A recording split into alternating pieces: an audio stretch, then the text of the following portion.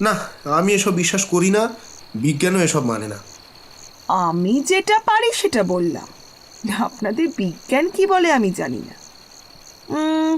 আচ্ছা, ওই যে ওইদিকে মুখ করে যে বালিকাটি বসে আছে, আমার ইচ্ছে করছে ওই বালিকাটি আমাদের সামনে এসে দাঁড়াক।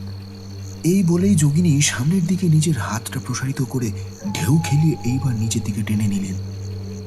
আর ঠিক তখনই দেখলাম সেই বালিকাটি আমাদের দিকে তাকিয়ে থমকে দাঁড়ালো।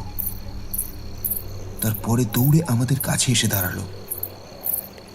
এমন জিজ্ঞাসু দৃষ্টিতে আমাদের দিকে তাকিয়ে রইল যেন আমরাই তাকে ডেকেছি।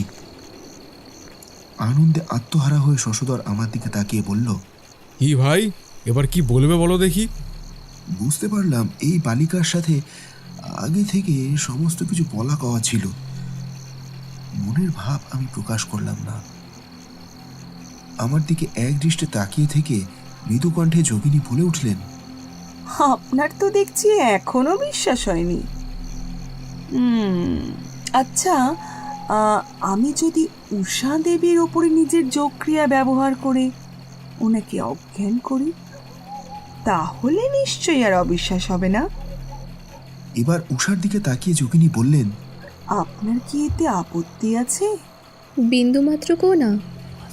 এই সময় সবাই সেখানে এসে জড়ো হলে যোগিনীর নির্দেশ অনুযায়ী উষা একটা চেয়ারে এসে বসল। যোগিনী একটা ত্রিশূলে ভর দিয়ে উষার সামনে এসে দাঁড়ালো। হঠাৎ তার চেহারায় যেন একটা পরিবর্তন ঘটে গেল। তার চোখ দুটো জল জল করতে লাগলো। যেভাবে তিনি উষার দিকে তাকিয়ে রইলেন, সেই দৃষ্টি আমার মোটেও ভালো লাগলো না।